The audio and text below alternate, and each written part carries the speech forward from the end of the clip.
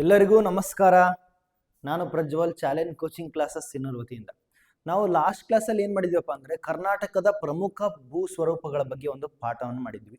ಇವತ್ತು ನಾವು ಐತಲ್ಲ ಅದೇ ಟಾಪಿಕ್ ಮೇಲೆ ಒಂದು 15 ಕ್ವಶನ್ಸ್ನ ಕ್ವಿಜ್ ತೊಗೊಂಬಂದಿದ್ದೀನಿ.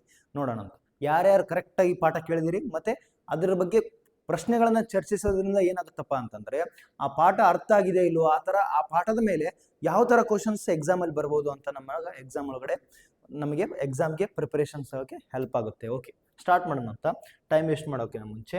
ಓಕೆ, ಫಸ್ಟ್ ಎಲ್ಲ ಕ್ವಿಜ್ ಸ್ಟಾರ್ಟ್ ಮಾಡೋಕ್ಕಿಂತ ಮುಂಚೆ ನಮ್ಮ ಚಾಲೆಂಜ್ ಕೋಚಿಂಗ್ ಕ್ಲಾಸಸ್ ವತಿಯಿಂದ ನಾವೇನು ಮಾಡ್ತಾ ಇದೀವಪ್ಪ ಅಂದರೆ ನವೋದಯ ಆನ್ಲೈನ್ ಕ್ಲಾಸಸ್ ಯಾರ್ಯಾರಿಗೆ 3rd, 4th, 5th only 4000 rupees ಒಳಗಡೆ ಇವರಿಗೆ ಗೂಗಲ್ ಮೀಟಲ್ಲಿ ನಾವು ಇದು ಮಾಡ್ತಿದ್ದೀವಲ್ಲ, ಇದಲ್ವಾ, ಇದು ಯೂಟ್ಯೂಬ್ ಕ್ಲಾಸಸ್ ಅಲ್ಲ, ಇದು ಗೂಗಲ್ ಮೀಟ್ ಲೈವ್ ಕ್ಲಾಸಸ್ ನಡೀತಾ ಇದ್ದಾವೆ. ಇವಕ್ಕೆ PDF notes, weekly test, PPT ಇಂದ ಕ್ಲಾಸಸ್ ಮಾಡ್ತೀವಿ, ಲೈವ್ ಮತ್ತೆ ರೆಕಾರ್ಡೆಡ್ ಕ್ಲಾಸಸ್ ಸಿಗ್ತವೆ. ಒನ್ ಇಂಟ್ರಾಕ್ಷನ್ ಅಂದರೆ ನಮಗೆ ಡೈರೆಕ್ಟ್ ನಿಮಗೆ ಡೌಟ್ಸ್ನ ಮತ್ತೆ ಮಾತಾಡುವಂಥ ಅವಕಾಶ ಇರುತ್ತೆ. ನಿಮಗೆ ಗೈಡ್ ಮಾಡೋಕ್ಕೆ, ನಿಮ್ಗೆ ಹೆಲ್ಪ್ ಮಾಡೋಕ್ಕೆ, ಕೌನ್ಸಿಲಿಂಗ್ ಮಾಡೋಕ್ಕೆ ನಾವು ಒನ್ ಇಂಟ್ರಾಕ್ಷನ್ನ ಮಾಡ್ತಾ ಇದ್ದೀವಿ. ಮತ್ತು ಡೌಟ್ ಸೆಷನ್ಸ್ ಕೂಡ ನಾವು ಕಂಡಕ್ಟ್ ಮಾಡ್ತಾ ಇದ್ದೀವಿ. ಒಂದು ವೇಳೆ ನಿಮಗೆ ಈ ಕೋರ್ಸ್ ಬೇಕಾಗಿತ್ತಂದರೆ 9449771212 9900206243ಗೆ ನೀವೇನು ಮಾಡಿ ಕಾಲ್ ಮಾಡಿ ಪರ್ಚೇಸ್ ಮಾಡ್ಕೊಳ್ಳಿ. ಓಕೆ, ಫಸ್ಟ್ ಕ್ವಶನ್ ನೋಡಿ. ಕ್ವಶನ್ ನಂಬರ್ 1, ಭೌಗೋಳಿಕವಾಗಿ ಕರ್ನಾಟಕವು ಭಾರತದ ಯಾವ ಪ್ರಮುಖ ಪ್ರಸ್ಥಭೂಮಿಯಲ್ಲಿದೆ ಅಂತ ನೋಡ್ರಿ. ಯಾವ ಪ್ರಮುಖ ಪ್ರಸ್ಥಭೂಮಿಯಲ್ಲಿದೆ ಅಂತ ಕೇಳ್ಯಾರ. Geographically in which major plateau of India. Major plateaus of ಇಂಡಿಯಾದೊಳಗಡೆ ನಾನು 3 ಪ್ಲೇಟಿವ್ಸ್ ಹೇಳಿದ್ದೆ. ಒಂದು ಡೆಕ್ಕನ್, ಇನ್ನೊಂದು ಮಾಲ್ವಾ, ಇನ್ನೊಂದು ಛೋಟಾ ನಾಗ್ಪುರ್ ಅಂತ 3 ಪ್ಲೇಟಿವ್ಸ್ ಹೇಳಿದ್ವಿ. ಇದರೊಳಗೆ ಅತ್ಯಂತ ದೊಡ್ಡದು ಮತ್ತೆ ಅತ್ಯಂತ ಹಳೆಯದು ಯಾವ್ದು ಅಂತಂದ್ರೆ ಡೆಕ್ಕನ್ ಪ್ಲೇಟಿವ್. ಆ ಡೆಕ್ಕನ್ ಪ್ಲೇಟಿವ್ ಎಲ್ಲಿ ಬರುತ್ತಪ್ಪ ಅಂತಂದ್ರೆ ಇಲ್ಲಿ ಕೆಳಗಡೆ. ಅಂದ್ರೆ ಇಲ್ಲಿ ಪ್ರಶ್ನೆಗೆ ವಾಪಸ್ ಬರೋಣ. ಭೌಗೋಳಿಕವಾಗಿ ಕರ್ನಾಟಕವು ಭಾರತದ ಯಾವ ಪ್ರಮುಖ ಪ್ರಸ್ಥಭೂಮಿಯಲ್ಲಿದೆ? ಯಾವ್ದ್ರದೈತಿ? ನಾವು ಕರ್ನಾಟಕ ಇಲ್ಲೇ ಅಂದ್ರೆ ಇದು ಡೆಕ್ಕನ್ ಪ್ರಸ್ಥಭೂಮಿ ಒಳಗೈತಿ. Geographically in which major plateaus of India is Karnataka situated. Karnataka ಎಲ್ಲಿದೆ?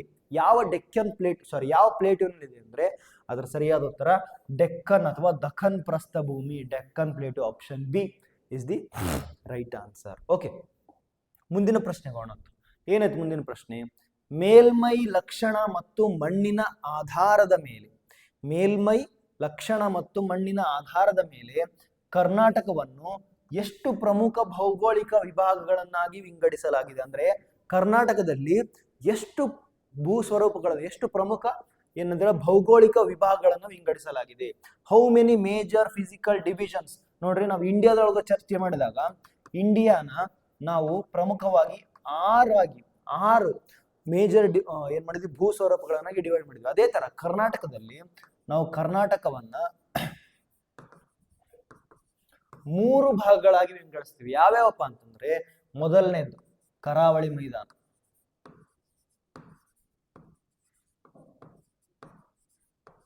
ಎರಡನೇದ್ದು ಮಲೆನಾಡು, ಮತ್ತೆ ಕೊನೆಯದಾಗಿ ಯಾವುದು ಅಂತಂದ್ರೆ ಮೈದಾನಗಳು. ಈ ಮೈದಾನದಲ್ಲಿ ಪೂರ್ವ ಮೈದಾನ,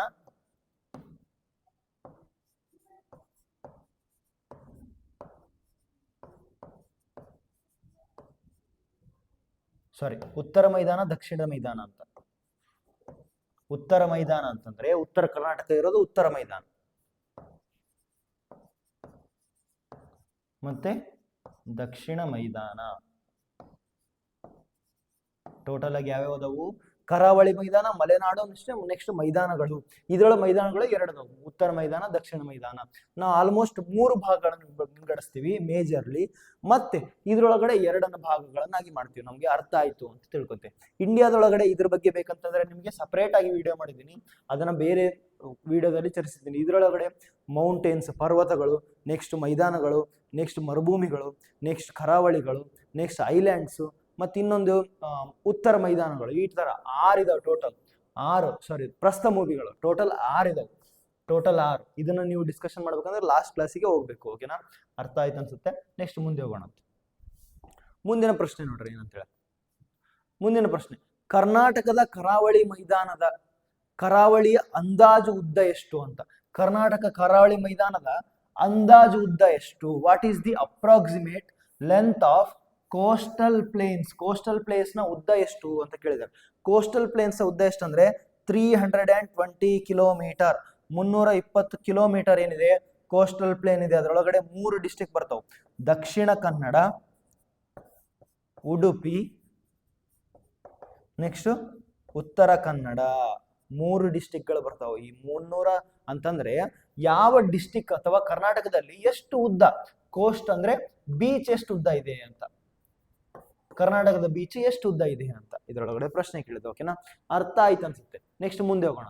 ಕ್ವಶನ್ ನಂಬರ್ 4, ಯಾವ ಪ್ರಸಿದ್ಧ ಬಂದರನ್ನು ಕರ್ನಾಟಕದ ದ್ವಾರ ಎಂದು ಕರೆಯುತ್ತಾರೆ? Which famous port is known as gate way of Karnataka? Karwar ಬಂದರು, ಹಳೆಯ ಮಂಗಳೂರು ಬಂದರು, ನವಮಂಗಳೂರು ಬಂದರು, ಮಲ್ಪೆ ಬಂದರು. ಇದರೊಳಗಡೆ ಸರಿಯಾದ ಉತ್ತರ ಯಾವ್ದಪ್ಪ ಅಂತಂದ್ರೆ Mangalore port, new Mangalore port. ಇದು ಯಾವುದು? ನ್ಯೂ ಮ್ಯಾಂಗ್ಳೂರ್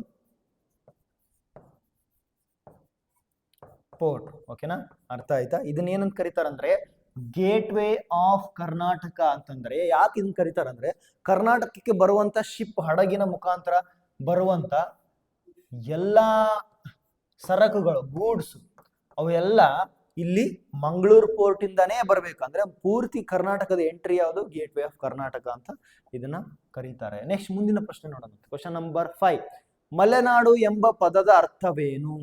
ಮಲೆನಾಡು, ಮಲ್ನಾಡ್, ಮಲ್ನಾಡ್, ನಾಡು ಅಂದ್ರೆ ಪ್ರದೇಶ, ಮಲೆನಾಡು ಅಂತಂದ್ರೆ ಮಲೆಗಳ ನಾಡು ಅಂತಂದ್ರೆ ಬೆಟ್ಟಗಳ ನಾಡು ಅಂತ, ಲ್ಯಾಂಡ್ ಆಫ್ ಹಿಲ್ಸ್ ಅಂತ,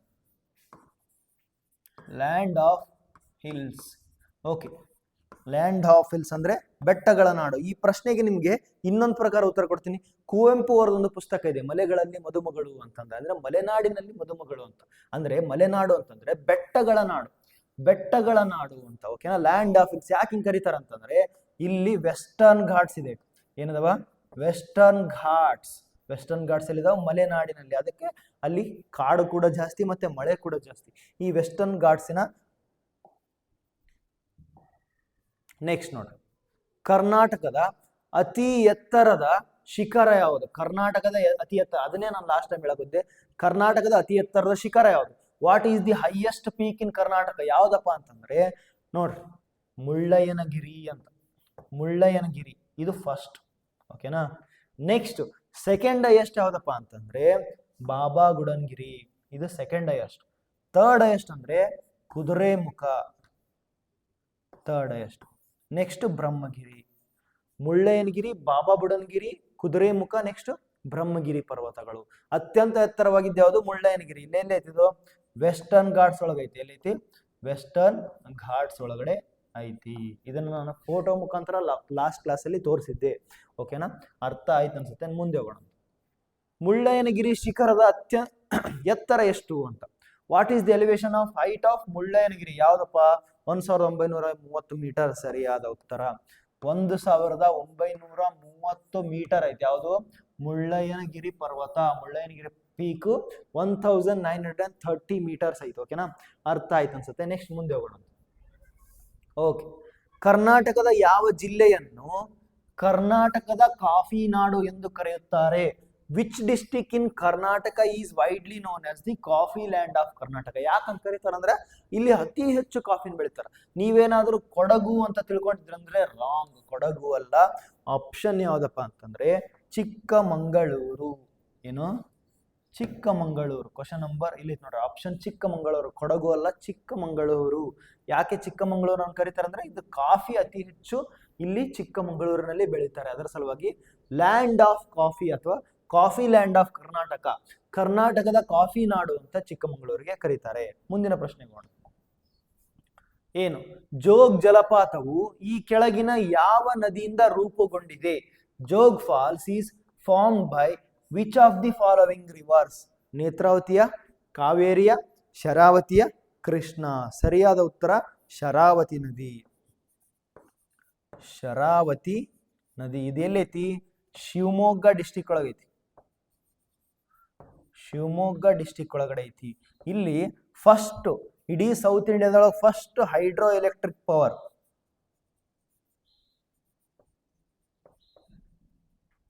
ಇಲ್ಲಿ ಮಾಡಲಾಗಿತ್ತು ಅಂತ. ಓಕೆ, ಇದ್ರ ಬೇಡ ನಮಗೆ. ಜಸ್ಟ್ ನಮ್ಗೆ ಏನು ಎಕ್ಸಾಮ್ ಬೇಕು ಇದನ್ನಷ್ಟೇ ನೋಡೋಣ. ಶಿವಮೊಗ್ಗ ಡಿಸ್ಟಿಕ್ ಒಳಗೆ ಐತಿ, ಶರಾವತಿ ನದಿಗೆ ಜೋಗ್ ಫಾಲ್ಸ್, ಯಾವುದು ಜೋಗ ಜಲಪಾತನ ಏನ್ ಮಾಡಿದ್ದಾರೆ, ಜೋಗ ಜಲಪಾತ ಸಿಗುತ್ತೆ ನಿಮಗೆ. ಓಕೆನಾ. ಕ್ವಶನ್ ನಂಬರ್ 9 ಅರ್ಥ ಆಯ್ತು ಅನ್ಸುತ್ತೆ. ಮುಂದಿನ ಪ್ರಶ್ನೆ ನೋಡಿ. ಉತ್ತರ ಮೈದಾನದ ಪ್ರದೇಶದಲ್ಲಿ ಮುಖ್ಯವಾಗಿ ಯಾವ ಮಾದರಿಯ ಮಣ್ಣು, ಉತ್ತರ ಮೈದಾನ ಅಂತ ಹೇಳ್ತು. ಮೈದಾನಗಳೊಳ್ಳೆ ಎರಡು ಪಾಠನ ಮಾಡಿದ್ದೀವಿ ನಾವು. ಒಂದು ಉತ್ತರ ಮೈದಾನ,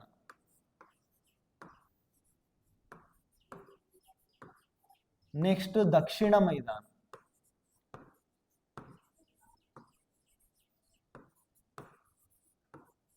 ಉತ್ತರ ಮೈದಾನ ಮತ್ತೆ ದಕ್ಷಿಣ ಮೈದಾನ ಯಾವುದು? ಈ ಉತ್ತರ ಮೈದಾನದಲ್ಲಿ ನಿಮಗೆ ಕಪ್ಪು ಮಣ್ಣು ಸಿಗುತ್ತೆ. ಏನಂತ ಸಿಗುತ್ತಾ? ಕಪ್ಪು ಮಣ್ಣು. ದಕ್ಷಿಣ ಮೈದಾನದಲ್ಲಿ ಕೆಂಪು ಮಣ್ಣು ಸಿಗುತ್ತೆ. ಇಲ್ಲಿ ಬ್ಲ್ಯಾಕ್ ಸಾಯಿಲ್, ಇಲ್ಲಿ ರೆಡ್ ಸಾಯಿಲ್. ಈ ಬ್ಲ್ಯಾಕ್ ಸಾಯಿಲ್ಗೆ ಬ್ಲ್ಯಾಕ್ ಕಾಟನ್ ಸಾಯಿಲ್ ಅಂತಾನು ಕರೀತಾರೆ. ಯಾಕಂದ್ರೆ ಇದನ್ನ ಅತಿ ಹೆಚ್ಚು ನೀರು ಹಿಡ್ಕೊಂಡು ಬ್ಲ್ಯಾಕ್ ಕಾಟನ್ ಸಾಯಿಲ್. ಇದರಲ್ಲಿ ಬ್ಲ್ಯಾಕ್ ಕಾಟನ್ ಸಾಯಿಲ್ ಇರೋದ್ರಿಂದ ಇಲ್ಲಿ ಕಾಟನ್, ಹತ್ತಿ, ಮತ್ತೆ ಜೋಳ, ಸಜ್ಜಿ, ಮತ್ತೆ ನವಣೆ, ಮತ್ತೆ ಹಲವಾರು ಧಾನ್ಯಗಳನ್ನು ಇಲ್ಲಿ ಬೆಳೆಯೋಕೆ ಸೂಕ್ತ. ಓಕೆನಾ, ಅರ್ಥ ಆಯ್ತು ಅನ್ಸುತ್ತೆ. ಈಗ ನೋಡ್ರಿ, which type of soil predominantly found in the northern Maidan region? ಯಾವ್ದಪ್ಪ ಅಂದ್ರೆ ಕಪ್ಪು ಮಣ್ಣು, ಕಪ್ಪು ರೆಗ್ಯೂರ್ ಸಾಯಿಲ್ ಅಂತ, ಕಪ್ಪು ಮಣ್ಣು ಅಂತಾನು ಕರೀತಾರ. ಓಕೆ, ಮುಂದಿನ ಪ್ರಶ್ನೆಗೆ ಹೋಗೋಣ. 11. ಉತ್ತರ ಮೈದಾನ ಕಪ್ಪು ಮಣ್ಣಿನಲ್ಲಿ ಬೆಳೆಯುವ ಅತ್ಯಂತ ಸೂಕ್ತವಾದ ಬೆಳೆ ಯಾವುದು? ನಾವು ಆಲ್ರೆಡಿ ಹೇಳಿದ್ವಿ, ಉತ್ತರ ಮೈದಾನದಲ್ಲಿ ಯಾವ ಮಣ್ಣು ಇರುತ್ತೆ? ಬ್ಲ್ಯಾಕ್ ಸಾಯಿಲ್ ಅಂತ. ಈ ಬ್ಲ್ಯಾಕ್ ಸಾಯಿಲ್ಗೆ ಬ್ಲ್ಯಾಕ್ ಕಾಟನ್ ಸಾಯಿಲ್ ಅಂತ ಕರೀತಾರೆ. ಯಾಕಂದ್ರೆ ಇದು ಅತಿ ಹೆಚ್ಚು ನೀರು ಹಿಡ್ಕೊಳೋ ಕೆಪಾಸಿಟಿ ಇರ್ತೈತಿ. ಏನಿರ್ತೈತಿ? ನೀರು ಹಿಡ್ಕೊಳೋ ಅಂತ ಕೆಪಾಸಿಟಿ ಇರ್ತೈತಿ. ಇದಕ್ಕೆ ಇಲ್ಲಿ ನಮಗೆ ಕಾಟನ್ ಅಂದ್ರೆ ಹತ್ತಿ, ಮತ್ತೆ ಜೋಳ, ಸಜ್ಜೆ ಇವನ್ನೆಲ್ಲ ಬೆಳಿತಾರೆ. ಅತಿ ಹೆಚ್ಚು ಬೆಳೆಯೋದು ಹತ್ತಿ ಬೆಳೆಯೋಕೆ ಐತಲ್ಲ, ಇದು ಬಹಳ ಉಪಯೋಗ. Which crop is most suitable for cultivation in black soil for northern Maidan? ಯಾವ್ದಪ್ಪ ಅಂತಂದ್ರೆ ಹತ್ತಿ. ಇದು ಸರಿಯಾದ ಉತ್ತರ. ನೆಕ್ಸ್ಟ್ 11ನೇದು ಆಯ್ತಲ್ವಾ. Question number 12. ಕೆಂಪು ಮಣ್ಣು ಕರ್ನಾಟಕದ ಯಾವ ವಿಭಾಗದಲ್ಲಿ ಹೆಚ್ಚಾಗಿ ಕಂಡು ಬರುತ್ತದೆ? Red soil is predominantly found in which sub region? ಇದನ್ನ ಲಾಸ್ಟ್ ಕ್ವಶನ್ ನ ಡಿಸ್ಕಷನ್ ಮಾಡೋ ಮುಂದೆ ಹೇಳಿದ್ದೆ. ಕೆಂಪು ಮಣ್ಣು ಉತ್ತರ ಮೈದಾನ, ಕಪ್ಪು ಮಣ್ಣು ದಕ್ಷಿಣ ಮೈದಾನ. ಅಂದ್ರೆ ಸರಿಯಾದ ಉತ್ತರ ಯಾವುದು? ದಕ್ಷಿಣ ಮೈದಾನದಲ್ಲಿ ಇದು ಅತಿ ಹೆಚ್ಚು ಕಂಡು ಬರುತ್ತದೆ. ಓಕೆನಾ, ಅರ್ಥ ಆಯ್ತು ಅನ್ಸುತ್ತೆ. ನೆಕ್ಸ್ಟ್ ಮುಂದೆ ಹೋಗೋಣ. ಕರ್ನಾಟಕದ ದಕ್ಷಿಣ ಮೈದಾನ ಪ್ರದೇಶದ ಮೂಲಕ ಹರಿಯುವ ಪ್ರಮುಖ ನದಿ ಯಾವುದು? Which major river flows through southern Maidan region of Karnataka? ಯಾವ್ದಪ್ಪ ಅಂತಂದ್ರೆ ಕಾವೇರಿ ನದಿ. ಇದನ್ನ ಲೈಫ್ ಲೈನ್ ಆಫ್ ಕರ್ನಾಟಕ ಅಂತ ಕರೀತಾರೆ, ಲೈಫ್ ಲೈನ್ ಆಫ್ ತಮಿಳ್ನಾಡು ಅಂತ ಕರೀತಾರೆ. ಯಾಕಂದ್ರೆ ಕಾವೇರಿ ನದಿ ಐತಲ್ಲ, ಇದರ ಮೇಲೆ ದಕ್ಷಿಣ ಕರ್ನಾಟಕ ಪೂರ್ತಿ ಡಿಪೆಂಡ್ ಆಗಿರೋದು ಕಾವೇರಿ ನದಿ ಮೇಲೆ. ಮತ್ತೆ ಬೆಂಗಳೂರು, ಮೈಸೂರು ಅದೆಲ್ಲ ಡಿಪೆಂಡ್ ಆಗಿರೋದು ಕಾವೇರಿ ನದಿ ಸಲುವಾಗಿ. ಓಕೆನಾ, ಅದರ ಸಲುವಾಗಿ ಮೇನ್ ರಿವರ್ ಯಾವ್ದಪ್ಪ ಅಂದ್ರೆ ಕಾವೇರಿ ನದಿ. ಕರ್ನಾಟಕದ ದಕ್ಷಿಣ ಮೈದಾನದ ಪ್ರದೇಶದ ಮೂಲಕ ಹರಿಯುವ ಪ್ರಮುಖ ನದಿ ಯಾವುದು? ಕಾವೇರಿ ನದಿ. ಮುಂದೆ ಹೋಗೋಣ. ಮುಂದಿನ ಪ್ರಶ್ನೆ. ನಂದಿ ಬೆಟ್ಟವು ಕರ್ನಾಟಕದ ಯಾವ ಜಿಲ್ಲೆಯಲ್ಲಿದೆ?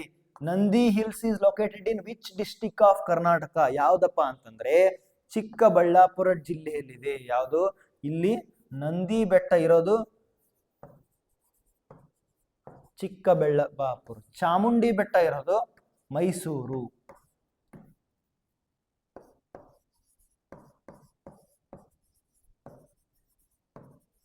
ಇರೋದು ಮೈಸೂರು ಡಿಸ್ಟಿಕ್. ಚಿಕ್ಕಬಳ್ಳಾಪುರ, ನಂದಿ ಬೆಟ್ಟ ಇವು ಅತ್ಯಂತ ಪ್ರಮುಖ ಬೆಟ್ಟಗಳು ಕರ್ನಾಟಕದ್ದು. ಓಕೆ, ಅರ್ಥ ಆಯ್ತು ಅನ್ಸುತ್ತೆ. 14ನೇದಾದ್ಮೇಲೆ 15ನೇದು. ಕರ್ನಾಟಕದಲ್ಲಿ ಪಶ್ಚಿಮ ಘಟ್ಟಗಳನ್ನು ಸ್ಥಳೀಯವಾಗಿ ಯಾವ ಹೆಸರಿನಿಂದ ಕರೆಯಲಾಗುತ್ತದೆ? ವೆಸ್ಟರ್ನ್ ಘಾಟ್ಸ್ ಅನ್ನ ಕರ್ನಾಟಕದಲ್ಲಿ also locally known as which name ಅಂತ? ಇದಕ್ಕೆ ಸಹ್ಯಾದ್ರಿ ಪರ್ವತಗಳು ಅಂತ ಕರೀತಾರೆ. ಏನಂತ ಕರೀತಾರ? ಸಹ್ಯಾದ್ರಿ ಪರ್ವತಗಳು. ಓಕೆ, ಇವತ್ತಿನ ಕ್ಲಾಸಿನಲ್ಲಿ 15 ಪ್ರಶ್ನೆಗಳು ಮುಕ್ತಾಯಗೊಂಡು ಮತ್ತೆ ನಾಳೆ ಇನ್ನೊಂದು ಟಾಪಿಕ್ ತಗೊಂಡು ಬರ್ತೀನಂತ. ಒಂದು ವೇಳೆ ನಿಮಗೆ ಆನ್ಲೈನ್ ತರಗತಿಗಳು ಬೇಕಾಗಿದ್ವಪ್ಪ ಅಂತಂದ್ರೆ ಈ ನಂಬರ್ಗೆ ಕಾಂಟ್ಯಾಕ್ಟ್ ಮಾಡೋದನ್ನ ಮರಿಬೇಡಿ. ಓಕೆನಾ? ಈ ಕ್ಲಾಸಿಗೆ ಇಲ್ಲಿ ತನಕ ನೋಡಿದ್ದಕ್ಕೆ ಧನ್ಯವಾದಗಳು. ಮತ್ತೆ ನಾಳೆ ಇನ್ನೊಂದು ಟಾಪಿಕ್ ತಗೊಂಡು ಸಿಗ್ತೀನಿ. ಅಲ್ಲಿವರೆಗೆ ಬೈ ಬೈ.